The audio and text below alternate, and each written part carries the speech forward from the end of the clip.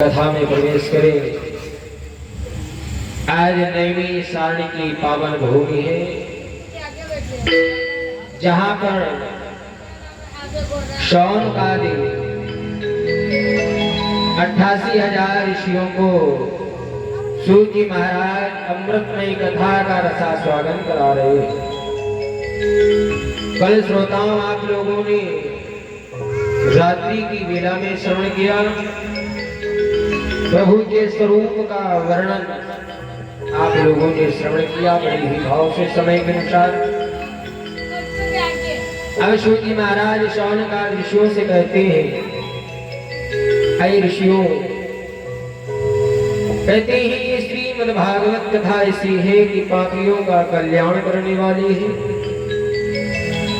जो भी मनुष्य इस कथा को श्रवण करता है उसका परमात्मा के चरणों में मन लग जाता है।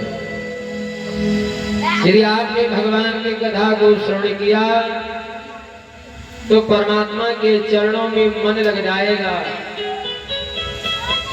आपके जितने भी पाप होंगे सारे कट जाएंगे केवल परमात्मा की कथा को श्रवण करके। ये कोई साधारण कथा नहीं है, पापियों का कल्याण करने वाली है। कोई भी मनुष्य हो किसी भी प्रकार से बस श्रीमद् भागवत कथा का रसपान करे, उस मनुष्य का भी कल्याण होगा। शौनकाद ऋषियों ने सूत जी से प्रश्न किया, प्रभु ये बतलाइए कि इस कथा से किसी का कल्याण हुआ है? तब सूत जी महाराज ने शौनकाद ऋषियों से कहा, आप लोग श्रवण करें, इस कथा से अनेकों पापियों का कल्याण हुआ है।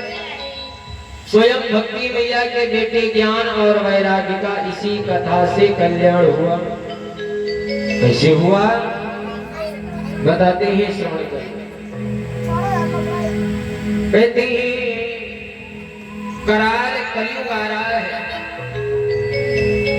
इस कराल कलयुग में मनुष्य बड़ा पापी हो जाएगा, अंधकार में डूबेगा, पापाचारी हो जाएगा, अत्याचारी होगा, भ्रष्टाचारी करेगा, धर्म की बातें नहीं मानेगा। तो कराल कलयुग में बाबा नारद ने विचार किया, क्यों ना चलो चल करके भ्रमण किया जाए, देखा जाए कि संतों की क्या दशा है। क्योंकि यदि हमारे देश के संत सुदृढ़ होंगे तो गृहस्थ जीवन रहने वाले वैसे ही सुदृढ़ होंगे। तो पहले हमें संतों की दशा को देखना चाहिए कि हम पहले संत कैसे हैं। क्योंकि यदि हम पर कोई कष्ट आ जाए तो हम सबसे पहले संत के ही पास जाते हैं, अपनी प्रथा को बताते हैं, प्रथा सुनाते हैं, वही सतमार्ग का ज्ञान देते हैं।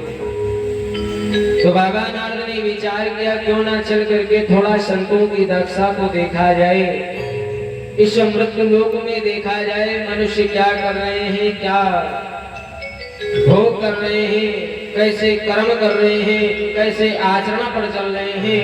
क्यों ना पहले संतों की दशा को देखा जाए। तो बाबा नारद वीणा को बजाते हुए चले आते हैं, कैसे बड़े भाव से चले आ रहे हैं। सभी लोग मीठी मीठी तालियां बजा करके और प्रभु का भजन करते हुए चले आ रहे हैं। श्रीमन्नारायण नारायण